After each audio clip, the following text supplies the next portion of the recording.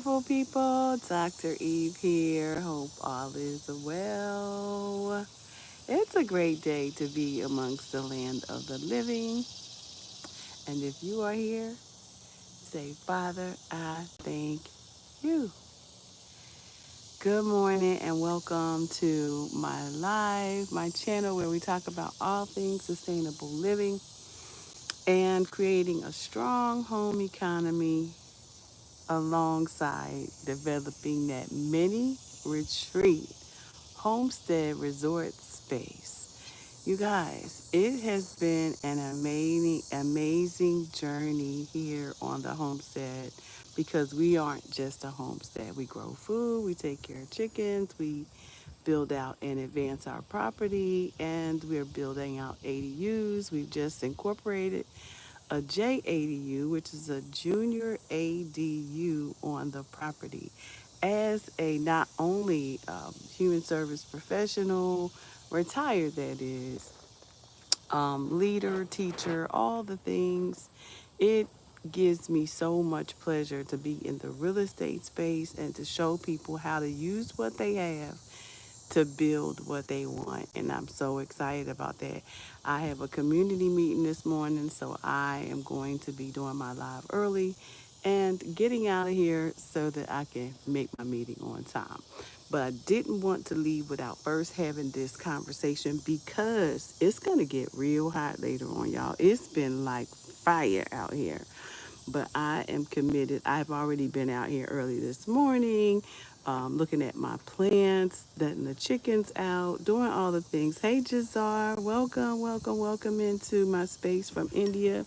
But let me show y'all this beautiful view back here. Y'all see?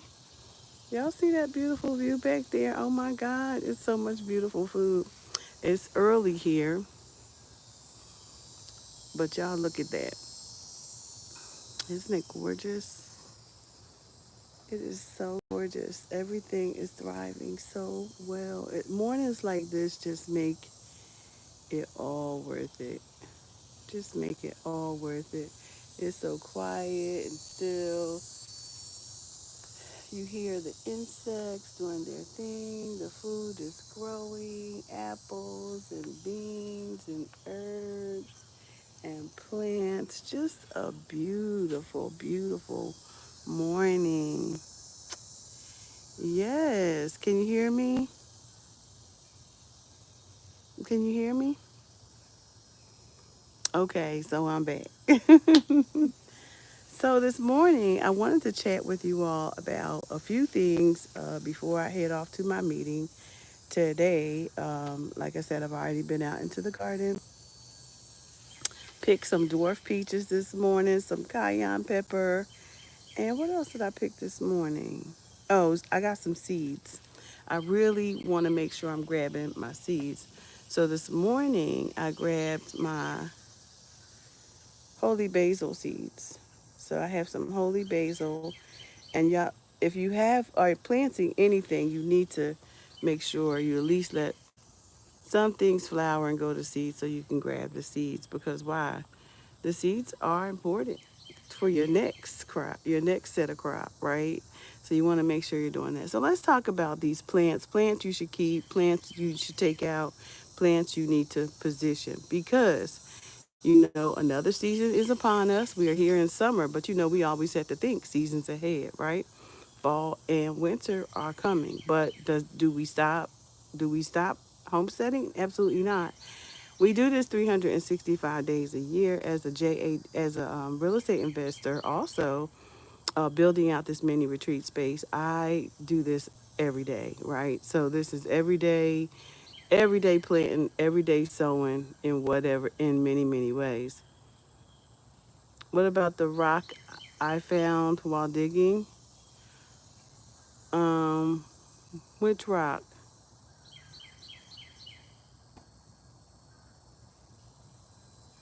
Oh, when I was planting the other day, it was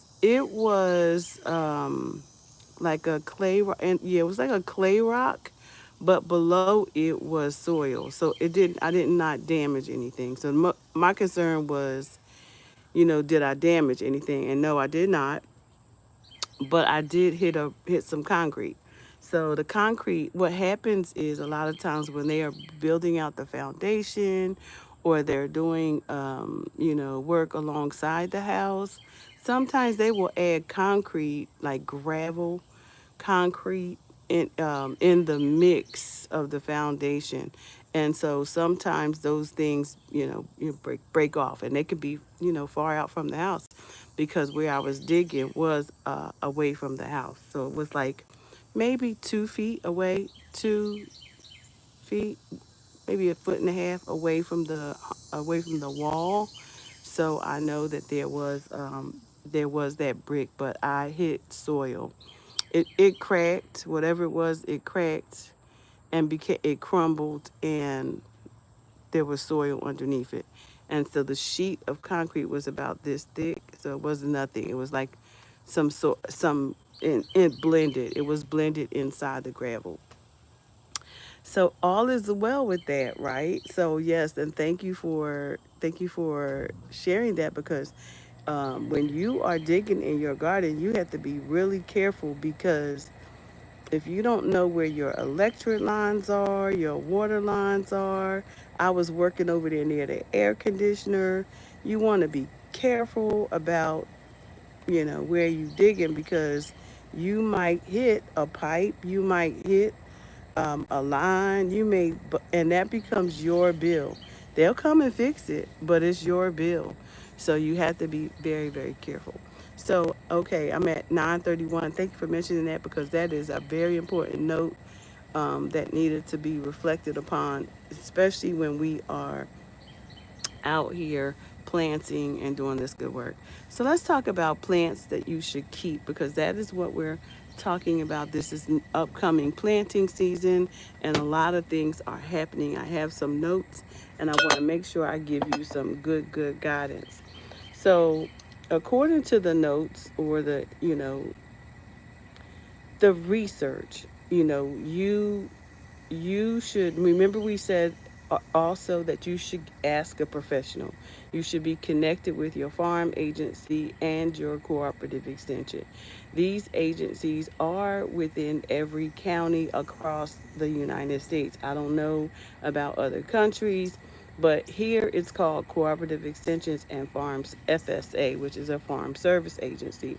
So some of the plants that you should keep, it depends on your taste and also your assessment of your entire garden. So you want to take an inventory. We talked about that at first.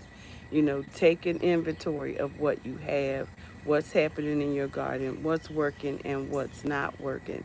And then when you evaluate it, you pull your next steps are going to be based on the assessment of what you found there. There are some general guidelines, though, that could help you, and here are those guidelines. Plants with a long season, keep those. Does the plant have more than one season of interest?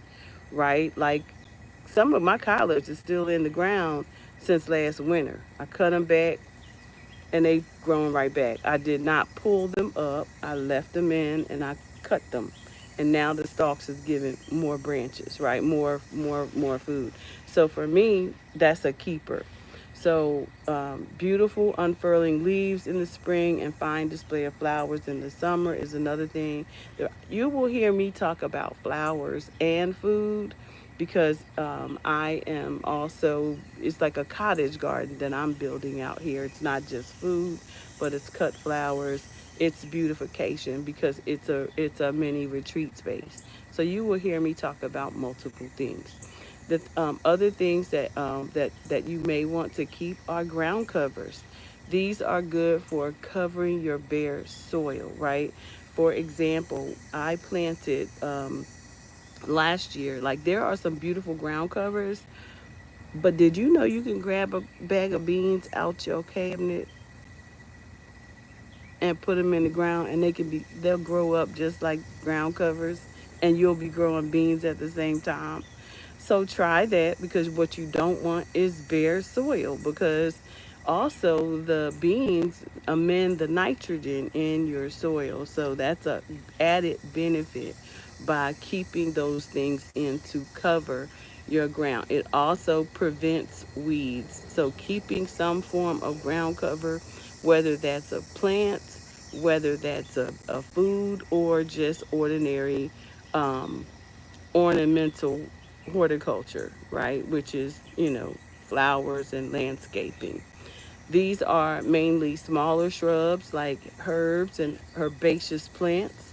So those are some things that you want to keep. Other areas, plants for problem areas. You want to plants that tolerate dry shade for plants that have problem areas. You want to okay, so let's talk about next plants that can come out. What can come out of the garden? Again, this is largely very subjective decision. If you don't like rhododendrons, no matter whether everyone else envies you, they will have to go, right? So if you don't like them, then they just have to go. So you want to think about that. Is it benefiting you? Is it taking up space? Can you rotate a crop there? There are a lot of things that go into thinking about whether you should pull something out or not. There may be some plants in your garden that are just not earning their keep. You ever had that happen? Things that just ain't earning their keep. Pull it up. Put something else in there. If you find yourself, like for example, in the back of my garden, I tried growing beans. Or I tried growing what else? Cucumbers back there in some beds. They weren't doing anything. They had to come up because they taking up space. And we pay rent over here. The rent is due after so many weeks, okay? So you want to think about that. If it's not earning its keep, pull it out. Plants with a short season. You know, here we have a long growing season. So for you, again, it's going to be contingent upon what your zone is. I'm in zone AAAB, subtropic. So it's whatever area you want to check on that. What's long and what's short in your area? Because over here, I can grow tomatoes. I can start the cucumbers. I can grow tomatoes. But I can grow again because I have a long, warm growing season from April. This year it was really May, but April to the frost, which is November. That's 6, 7 months almost, right? April, May, June, July, August, September, October, November. 8 months, right? 8 months. But I can grow all year because you got your vegetation in the winter months. Your green, dark leafy vegetables. So make sure that you know what your season is when you begin to pull out things. If you are short on space, think about replacing those plants which look good for a few weeks and boring for the rest of the year with plants that have good fall color or berries as well as flowers. If you're doing cottage, that could be a great space. You always want to think about that anyway, because when you are adding, if you are building out a mini retreat homestead, then again cottage planting is a good idea. Invasive plants. Some plants can get out of control. Like I have a lady across the road. She has bamboo. She did not plant it. She bought the house. There's so much bamboo. Don't y'all allow no bamboo in y'all space. That thing will grow up to be 20 feet, 50 feet tall, and you ain't getting rid of it because its rhizomes are gonna spur through the ground, and before you know it, you're gonna have bamboo everywhere. So you want to be very, very careful, and it spreads quickly and may overwhelm and slower growing shrubs. So you want to be very careful. Many herbaceous plants are invasive, but most are easy to dig up and can fill space until you need it. So think about that. What's invasive, what's working, what's not. And bear in mind that if you remove a plant, weeds and surrounding plants will quickly colonize that space. Remember that. So I keep down wood chips. And in some areas, I just put down fabric cloth because I be about sick of weeds. Listen, I smarter, not harder, right? I can dig through the barrier cloth and cut out a hole to pop a plant in there. But what I don't want to do is deal with the invasive weeds. Okay. The next thing we said we were going to talk about was your planting positions, right? The importance of placing well placed plants. The more difficult decisions to relate to the position of a plant. The more difficult decisions relate to the position of a plant. Where should I put it? I go through this every single day. I went out yesterday. Oh no, for example, I just redesigned this Olive Garden. Hey, Dominic. Thank you, thank you. I appreciate it. I again just redesigned this Olive Garden, so I had to think about all these plants I bought. Where should they go? Now, a lot of thought went into, first of all, what have I purchased and why? How tall will it get? Is it evergreen, right? Because some of your plants are evergreen and some of your are, I'm a perennial girl. So most of my stuff is perennial. And my fruits are perennial as well. So you can mix and blend even fruit in your scapes. You don't have to separate these things. If you have, like, for example, I have olives in this garden, that's food, right? But what else did I want to put in that space that would bring out the best in it? So positioning. So I put some hostas underneath it to cover the ground around the olive tree as it grows. I put in perennial saliva. I put in sage. Those things are herbal. I put in parsley as ground cover. I put in variegated sage on the bottom, parsley, oregano, because again, I am not planting just for food. I am planting for beauty, retreat, you know, experience for my customers. So we have an open garden, an open community garden, but we also building ADUs. Like I said, we're working on a JADU right now, which is an accessory dwelling unit. So our homestead is more than a homestead. It is a mini retreat space. So your plants must be well placed. These plants are happy in the hot sun. Some are going to be in dry soil. Some are happy in clay. Some are want happy well drained. Some are happy in water. If I showed y'all these roselle right now, it will blow your mind. They're gonna be every bit 8, 9 feet tall. So whatever you do when you are thinking about planting in your garden, in your homestead, or designing your cottage, your mini retreat space, you want to make sure that there are plants you keep, there are plants you pull out, and there are plants that you want to think about how well placed they are. Now I want to give you a good shot, a beautiful shot of this garden so you can see what's happening out here on the homestead. Again, this is my view this morning. I have a meeting to go to, but I could not do this without sharing with you all what is happening. It is absolutely gorgeous out here. This is food. This is orchard. Y'all see that banana over there? My grapes are graping. They're turning grape. These, floral flowers, landscape. It's a every day. It's more every day. I purchased yesterday some um, ornamental grass. This baby is going to be broke down. I've had her for a while, but she's going to be about at least 10 or 11 plants. Just I'm propagating. I'm doing a lot of things out here. This is, of course, we even have a greenhouse on the property, just a small one, but we have patio gardens. We have patio gardens. We have upper deck seating.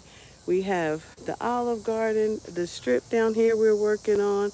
The final ADU is going to go back there. We're working on the JADU, which is connected to the property right now. So, yeah, but this is it, you guys. Get out, do something special. Get into your garden, grow something, grow food, beautify. If you don't know how to, one vegetable at a time, this is the main garden. You want to always put some. This is a fire. This is art in the garden, y'all. Literally, this is going. This is a fire screen. This is a fireplace screen that we got rid of, and I'm going to use it in the garden because I love art. So it's going to be um, placed into the ground here. It's going to be placed into the ground, and I'm going to remove the screen, and I'm going to plant lilies behind it because lilies are orange. This is the fire pit, and so this is the area where I want to put some. This is where I'm thinking about it going. At any rate, this is the garden, y'all. This is the watermelon patches out of control.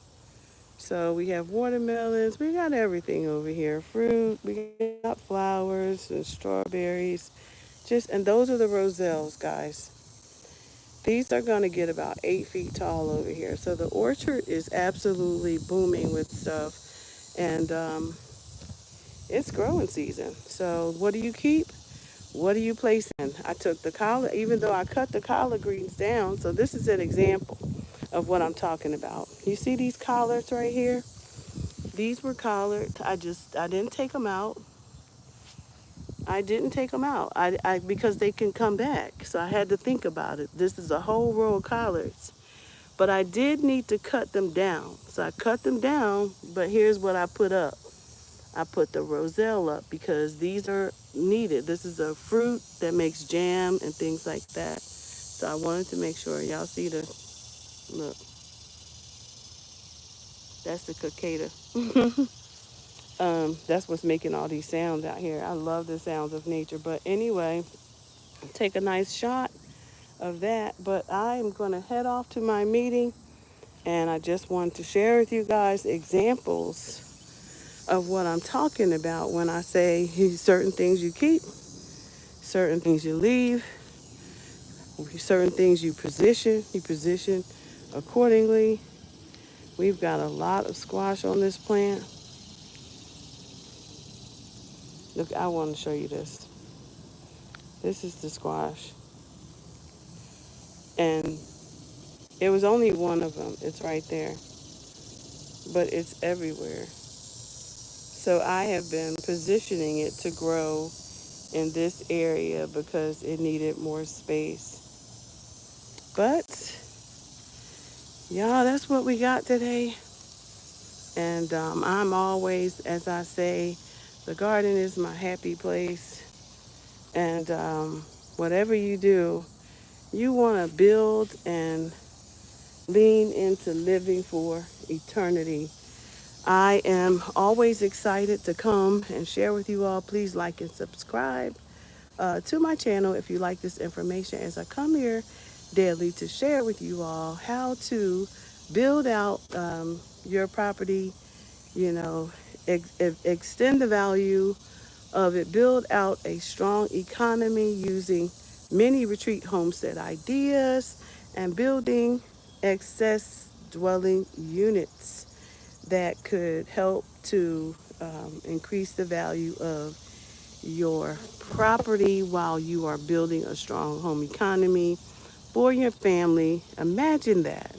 You stayed at an ADU, because I did in Florida, that had berries, had an orchard, had fresh vegetables, had a chicken, had fresh eggs, bed and breakfast style. Imagine that, all the amenities of a homestead, but was so different. So I just wanted to share that with you all. I got to head off to my meeting, which is just up the street. So, which is good because I've been on this live. Y'all have the most amazing day, and whatever you do, don't let anything get in the way on your journey to living life eternally. I hope you enjoyed the video, and I will see you on the next video. Bye for now.